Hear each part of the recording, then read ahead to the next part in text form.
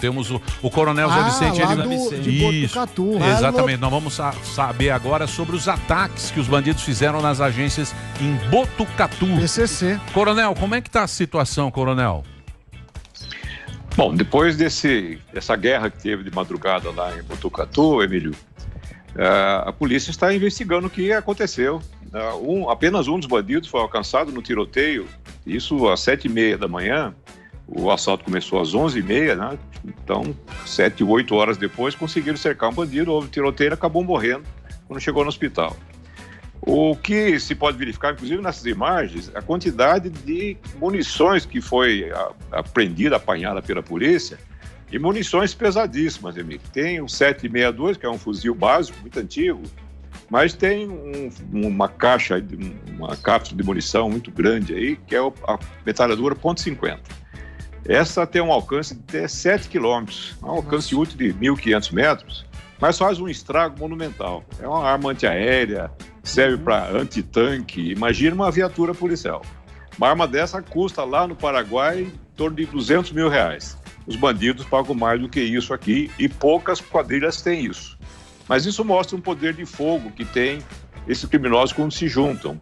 Há uma estimativa que tinha em torno de 30 criminosos em vários carros, fizeram um ataque todo organizado, cercaram ali o batalhão da PM, colocaram veículos para dificultar a eventual ação da polícia e foram direto para o Banco do Brasil para explodir os caixas, chamados caixas eletrônicos, e teve problema, foram para outros 2 bancos, que é uma cidade pequena, tem 120 mil habitantes, e aí começou o tiroteio com a polícia que estava no local. 2 policiais acabaram se ferindo, sem gravidade, felizmente, mas começou-se aí uma caça aos bandidos com forças policiais, até da Rota veio, o pessoal do GOI, da Polícia Civil, mas o que aconteceu, de certa forma, é que o Serviço de Inteligência teve alguma falha e não prever, de certa forma, não acompanhar a movimentação dos criminosos para esse ataque.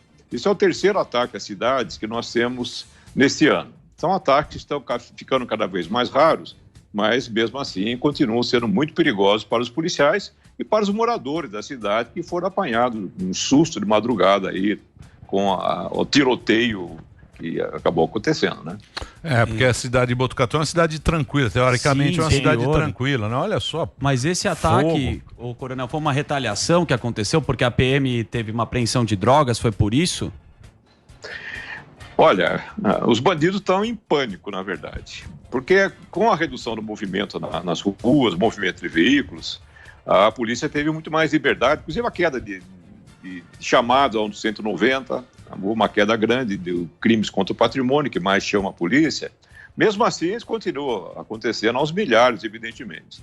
Mas essa desenvoltura que a polícia teve, ela levou, de janeiro até aqui, a apreensão de quase 130 toneladas de droga. Nossa. Vamos lembrar aqui que a droga é um poderoso elemento financeiro aí para o crime mais organizado. Sim. E quando as bocas de fumo ficaram aí na mira da polícia, que estava com mais tempo de chegar nesses locais, houve uma queda muito grande nas finanças do crime. Eles estão procurando outros expedientes, porque o tráfico ele é feito basicamente com camelô de droga.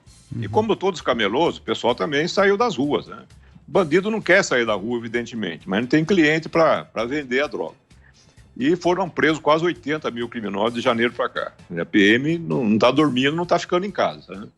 Mas já era previsível que isso acontecesse, que assaltasse caixas eletrônicos, até carro de transporte de valores, que acabou não acontecendo.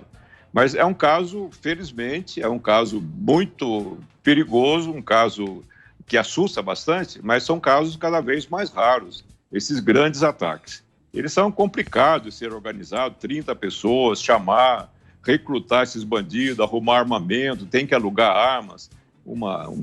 Essas armas são alugadas por 50, 100 mil, ou participação nos roubos.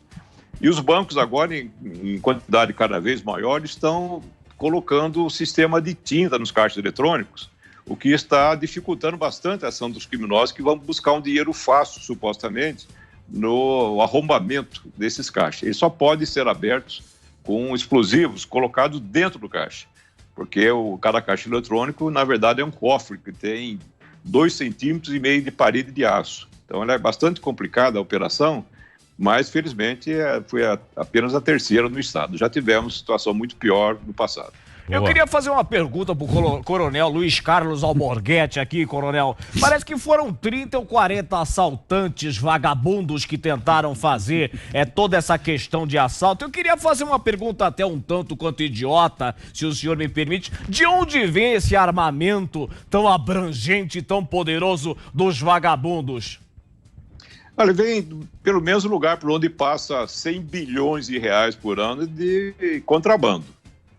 Armamento é um contrabando, é um crime. A Polícia Federal fez uma operação nessa semana, tinha 25 mandados de busca e apreensão e um único mandado de prisão.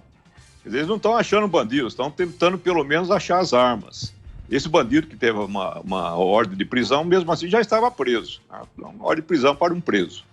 A Polícia Federal está devendo um pouco mais de protagonismo, desenvoltura na ação nas fronteiras, porque essa é uma incumbência legal da Polícia Federal. O crime transnacional que vive pelas fronteiras, principalmente pelo Paraguai, mas se chega a Muamba, é claro que chega a arma pesada. A Polícia Civil do Rio de Janeiro chegou a estimar, até divulgou isso na mídia, que estariam mais de 30 mil fuzis na mão de criminosos no Rio de Janeiro, o que eu acho um exagero. Na verdade, deve ter alguma coisa em torno de 5 mil, que também já não é brincadeira. Mas isso vem principalmente do Paraguai, vem das fronteiras das Guianas, vem por mar também. E nós já tivemos um episódio, há uns 3 anos atrás, em que os fuzis vieram de avião de Miami. Então está faltando um pouco mais de ação aí, de controle nas fronteiras, evidentemente. Muito bem. Marinho, tem pergunta, Marinho? Olha só, prezado... Presidente? Prezado coronel, satisfação estar aqui contigo, tá ok? Se puder me dar aqui a visão, aqui, ô Igor. Vai me dar rasteira aí, Igor. Vai me dar rasteira aí, o Bolsonaro bravo. Agora sim, pô. Prezado coronel, satisfação estar aqui contigo. Dizer o seguinte, eu quero fazer a pergunta muito, muito clara no tocante às ações que o meu governo vem desempenhando para com as forças de segurança na ponta da linha. Eu quero saber se o governo federal segue numa agenda virtuosa para com as forças de segurança e se nós estamos, enfim, guarnecendo vocês com as forças necessárias para poder combater essa vagabundagem toda. Tá ok? Não, até agora o governo está devendo muito de tudo aquilo que prometeu, porque o Sérgio Moro, quando ministro, ele está muito preocupado com questões de inteligência, questão de Polícia Federal, colarinho branco, e a preocupação que a população tem é com o colarinho sujo mesmo, né? É a bandidagem de assalto nas ruas, e aí não houve nada de inovação. Os recursos acabaram sendo congelados, de certa forma, pouco recurso foi distribuído para a compra de equipamento, para treinamento. Então, a ação do governo até agora é uma ação pífia. Nós tivemos aí 3 meses praticamente para substituir um secretário nacional de segurança pública que saiu na passagem do Ministério da Justiça. Então, estamos recomeçando a fazer as coisas. Mesmo assim, os recursos estão paralisados, estão demorando, até porque o governo está numa crise monumental na crise econômica, em queda de arrecadação, etc. E há muito cuidado em relação ao repasse de recursos agora. Então, por enquanto, o governo federal praticamente nada fez, ou fez pouquíssimo para ajudar a melhorar o contexto de segurança do país. Ô, coronel, você é a favor de ser lá a segurança pública e o ministro da Justiça ser separado? Boa pergunta. Eu sou. Pelo seguinte, a complexidade... Você acha que é diferente o tipo de crime? Você acha que o cara da segurança pública é outro pensamento? Que é o que você está falando, né? O colarinho sujo e o colarinho branco. Não, o problema, Emílio, é que nós precisamos de foco, de concentração. A segurança pública, ela tem um custo monumental para a sociedade brasileira da ordem de R$1 bilhão por dia. Esse é o custo da violência calculado aqui para o país. É muita coisa. Isso significa que nós temos ainda cerca de 50 mil assassinatos.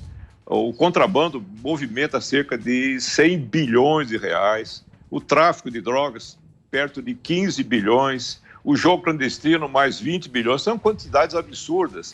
Quando nós falamos essas quantidades, estamos, obviamente, deixando de mencionar que o crime, para ser organizado, precisa pagar a polícia, juízes, etc. E faz uma rede de corrupção também. Daí o colarinho sujo vai para o colarinho branco. E essa demanda que o país tem, inclusive de contenção dos custos, monumental da violência, ela demanda um foco concentrado, com recursos adequados, com poder político de quem vai manobrar toda a estratégia de contenção da violência do país. Quando eu falo isso, porque o ministro da Justiça atualmente, ele tem um leque de trabalhos para serem feitos, de cobrança que sugam o tempo dele. E o secretário nacional de Segurança Pública, a Polícia Federal, tem que entrar na fila para disputar a agenda do secretário para resolver problemas. Nós precisamos, sim, naturalmente, nesse Ministério da Segurança Pública, a Polícia Federal tem que ir junto, porque estão querendo fazer uma manobra para a Polícia Federal ficar separado. E a Polícia Federal faz parte da segurança do país. Mas mesmo com toda essa dificuldade que você está falando aí, que está colocando até bem aqui para quem está ouvindo o programa, nunca acho que teve tanta apreensão de drogas como a gente viu agora nesse começo do Paraguai. O que se deve a isso, ô coronel? Tá olhando para ele aqui, pô. São dois fatores aí, o Emílio e o presidente. Um é que a polícia, em alguns locais, ela está sendo muito atuante, como é o caso de São Paulo. São Paulo tem uma inteligência bastante eficiente, deve ter uma falha nesse ataque lá em Botucatu, mas ela opera de forma a ser muito eficiente em apreender bandido, apreender armas e apreender drogas. Um outro aspecto, evidentemente, é que as falhas de fronteira estão inundando o país de drogas, as mais variadas possíveis, mas principalmente a droga base, que é a maconha que vem do Paraguai e a cocaína, que vem dos 3 produtores aí, né? A Bolívia, o Peru e a Colômbia.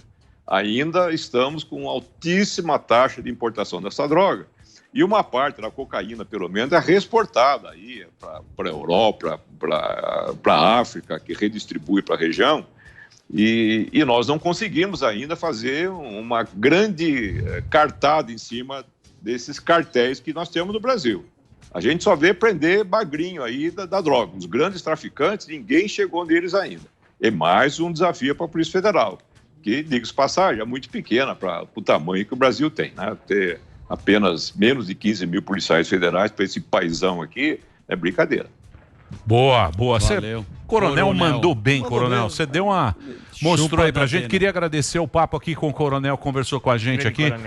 O coronel José Vicente, sempre ele participa aqui do Pânico, sempre deu um panorama aí pra gente poder entender, e ele fala muito bem, se comunica muito bem. Coronel, obrigado, hein? Obrigado aí por ter atendido a gente. Oportunidade, gente. Valeu, um abração, boa sorte pra você aí.